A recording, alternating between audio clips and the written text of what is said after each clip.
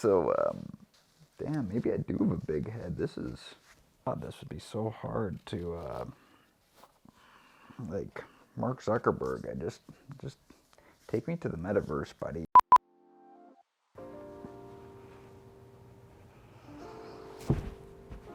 So, just to kind of segue into all of this, I recently purchased the Oculus Quest 2. I'm really curious about kind of the broader outlook of virtual reality and the metaverse and all the different things that feed into that. Personally, I'm not convinced that it's going to be quite that massive a shakeup as, let's say, the introduction of the internet or telephones or something like that. However, I do think it's going to be really massive. Something on the scale of, let's say, when we still had flip phones or even, let's say, before cell phones, when we were pretty much just using landlines and that kind of thing. I was curious to know how many people have tried VR. And so I recently, on my Instagram story, I just did a quick poll. Approximately 60% of people had tried VR before, and then there was 40% who had not tried it before. It's funny, I had a few really interesting comments about VR. A lot was very positive, and there's some negative ones too. I felt much the same way about VR up until this point, just a little bit hesitant, and some of the concern is warranted that VR is really going to make kind of an already bad problem of, let's say, people not engaging with the world, spending too much time kind of locked into your screen and your kind of a virtual world, I guess, in the context of computer games or anything like that. And I think that's warranted. I think that could absolutely happen with VR. After putting some thought into this, I think a really healthy approach, rather than closing the door on it and saying, no, like this technology is not a good thing, maybe to come towards it or come at it from a slightly more positive view, and hopefully a view to impact that kind of technology in a positive way is definitely how I'm kind of approaching it going forward. I'm late to the game in many ways, obviously. Consumer brand VR has been around for at least, I mean, it's been around a lot longer for this, but I mean like en masse, like mass adoption, I suppose, 3-4 years, I think. The last and first time that I tried VR was at a VR studio, and unfortunately, I think a lot of these businesses have since gone under, but originally that was how VR was kind of consumed. Rather than, you know, just having it in your house, you would go to a VR experience room, and, you know, they would have several headsets connected, kind of strung up to the ceiling on wires and stuff like this. And at the time I had played kind of a zombie game, something like that, I think. And I thought it was really cool. Like it seemed immersive. I wouldn't say it was life-changing or anything like that, but it was interesting. I could kind of see where things were going. It reminded me a little bit of, I'm not sure when you first tried a mobile phone, but I remember it was actually a good buddy of mine, Adam Fallman, and he was the first person that I knew to get an actual smartphone. And of course, everyone else was still running around on their Motorola Razors or Cracers or whatever those were called, you know, flip phones. I had one of those classic Samsung. It was like a white and blue phone. I think I still have it in the closet somewhere. I should bring that out someday. Yeah, that was the T9 days, and I was a T9 master. Like I could rip through that stuff. And so I would have been like 18, 19. And at the time, you know, it was unfathomable that T9 would go away, or that we'd be communicating in a different way. And I remember, so Adam, you know, he brings over this new smartphone, and I remember seeing the keypad on it, and it was, of course, like the full alphabetical keypad, which we are familiar with now. And I remember thinking, how the hell is this gonna work? Like, the buttons are so small. Your finger is the size of like 5 letters, and how is this thing gonna know what you're trying to type, right? You're gonna be bumping all the wrong letters and stuff like that. And here we are today. So yeah, my predictions of technology obviously cannot be trusted. So take all of this with a grain of salt. I thought it would be interesting to capture kind of this first experience, just for myself to kind of look back on and I hope I like it. Like the headset's sitting just over there. I've heard some people get motion sick from VR. I don't remember it being necessarily too bad the first time I tried it, but again, that was a while ago. You can't take them back. I got mine at Best Buy, and yeah, like right on the receipt, it said, obviously once this thing's open, that's it, which makes sense because even beyond COVID, like it's a little bit gross sharing something else in someone's head, you know, kind of wrapped all over their face. So I understand that. Basically, this is going to be me trying on the Oculus Quest 2 headset for the first time, and yeah, just seeing how I like it, seeing what I think of it, and hopefully this is something that, you know, I can look back on years down the line, and maybe it'll be kind of like Adam's first smartphone. Obviously, on a more personal level, I mean, I haven't even tried the thing on yet, so I don't know whether I'm going to like it or not, but I hope that I do, because I certainly feel that if VR is everything that I hope and think it could be, that it really changes really the whole dynamic of entertainment and how we consume entertainment, everything from audiobooks to movies and that kind of thing. And so I'm working really hard right now on learning the developer end of VR, and which is, I've really put the cart before the horse, because for the last several months I've been studying Unreal Engine and everything that comes along with that, and not even having tried kind of the latest gen VR. So I hope I like it. If I don't, then I guess that might be some wasted time. Okay, so here it is. It came wrapped in this Oculus. There's some games and stuff you can play on the back of it there. It kind of comes in this, I don't know if you can see, like minimalistic box. It almost reminds me of something that you might find from IKEA or something Scandinavian. It's just, it's very minimal, the headset, obviously. So that's what that looks like. And looks like there's cameras. You have kind of visualizing cameras on the four sides there, which is cool. I'm wearing contacts right now. I have relatively bad eyes.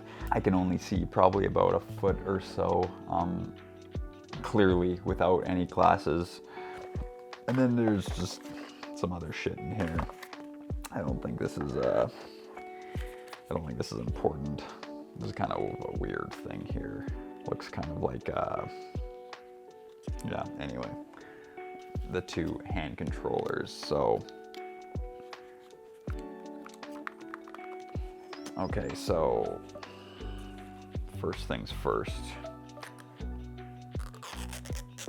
Maybe I should start like an ASMR channel. ASMR? AMS, yeah. It's like where you make the sounds. It can be kind of cool.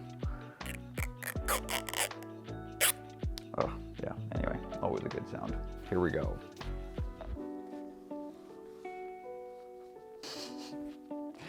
I definitely just touched the glass optics with my forehead and smudged them, so I know what the best way to put this. Okay, there, that's much better. I don't think I have a large head. I feel like it's pretty average. Pretty average, like the rest of me. Okay, so damn, maybe I do have a big head. This would be so hard to like Mark Zuckerberg. I just take me to the Metaverse, buddy. Like I don't have time for this. And then the nose piece is still kind of weird, but anyway, not fucking around here. No, that is not turning on. Where's the instructions on this stupid thing? Do not use if you're tired, you need sleep, you're under the influence of alcohol or drugs, or hungover. Oh, it keeps going here. Have digestive problems, under emotional stress or anxiety. Interesting. Well, I'm a couple of those things. I'll leave it up to you to guess which of the above. It actually looks like they're completely dead, which isn't surprising, honestly. Oh, no, it's not dead. Here we go. Oh my God, okay. Oh my God, we're here. We are here. This is awesome. In a weird way, it's actually almost surround sound. It's this kind of like nice calming intro scene. It's like I've just sat down kind of in an IMAX. Like the whole wall in front of you is just all screen, and it feels like that a little bit. It's asking if I'm having issues. Those just kind of pull out. Again, it's just more the ear thing. I just don't know whether I think the strap's supposed to cover your ears. Okay, I can get behind that. It's well done. Like, you can kind of look everywhere around you. I would say it feels like 1080p, like HD at the most, as far as clarity goes. Of course, it wants my Wi-Fi password, and it's cool because as soon as you click on that, a keyboard, like a virtual keyboard, has now opened up before me, and it's slick. It's kind of curved and sexy, and the little laser pointer things which these guys operate are super responsive, and I think I'd be able to type in something really quick here. I don't know how you guys save your Wi-Fi passwords. Normally they're like long numbers and letters and shit like that, and at least as of yet I have not been able to memorize mine, but yeah, I don't know, something to look into. So I'm just gonna kind of have to go back and forth on this guy. I don't know if you guys can see, there's kind of like a thicker part of the headband here. I think the speakers are in there, and I think that's what's playing the music. And I wonder if someday there'll be a part of the headset which actually plugs into your ears, because I would think that would be the most immersive kind of way of doing this. The loading screen is cool. There's kind of all these like spheres around you which are kind of gently lit. Okay, this is at 90%, it's almost done, but just going back to what I was saying before. I guess you can get lost in anything, right? Like you can get lost in Angry Birds playing on your phone. Many of us have been there, sadly, and I think it's all about how you use the technology at the end of the day. And of course it'll only get more and more immersive, but hopefully in its own way it can make us enjoy the real world in maybe ways that we haven't before, or notice things about it that we haven't before. It made me really wonder what visual artists and painters and people like that would have felt with the advent of photography. But let's say you're a landscape painter and then photography comes around, you can't help have thought like, well, is anyone going to want a painting of a landscape? Like, you could just have a picture and it'll be that much more perfect, and it'll just be like the real thing. And so painting is going to die out, and like no one will care about painting anymore. And that hasn't happened. Like, it's changed, obviously. I think we all have even more awe for illustrators and artists. It's done here. Basically, I think I'm gonna have to stand up for this. We're probably just gonna get the old crotch shot here, but it's not quite there. So I'm going, taking my Easter break here in end of the week, and so I've kind of been under quite a work crunch, and there's just been a lot of stuff to get done. It's similar to what I thought it would be. The sound is surprisingly good. It's really responsive. Like, it's cool to just move your head and to be having this experience right in your living room. It's very cool. The definition is not, again, it's like 720p, maybe HD at the very most. I would say that's probably like the area that we're gonna see the most growth in this. I'm going to spend the next few weeks playing some of the popular games on the VR app store and just trying to get a better sense of that. And already you can right away you can kind of see where this is going to go. I don't think there's any doubt that VR is going to be the next big thing as far as technology goes. And I mean, we see that with Facebook and Amazon and Google and Apple. Everyone's pouring billions of dollars into this stuff, and so yeah, I think you're going to see just some like lightning fast growth in that field, and the technology of that field, and that's so exciting. So if you are in the camp that you think this is not a good thing, for society and for anybody. I'd like to hear from you too. You know, I'm always open to have that dialogue. I think that's really important, but at least as of right now, how I feel, it's really important rather than, you know, going up against new tech like that. I think this is hopefully an important time for people to get involved if you want to be a part, I guess, of where that new technology goes. I think we're a few years away before we have just these photoreal renderings around us. So I think maybe that's Quest 3 or Quest 4 or whatever it'll be called by then. We're a couple iterations away from there. Even the Quest 2 is already almost, I think it's 2 years old. I think it came out in 2020. So we're gonna see a ton of growth there. So that is my insight so far into the Oculus Quest 2. Hopefully this will be something kind of interesting to look back on in a few years and just to see where things have come in the world of VR.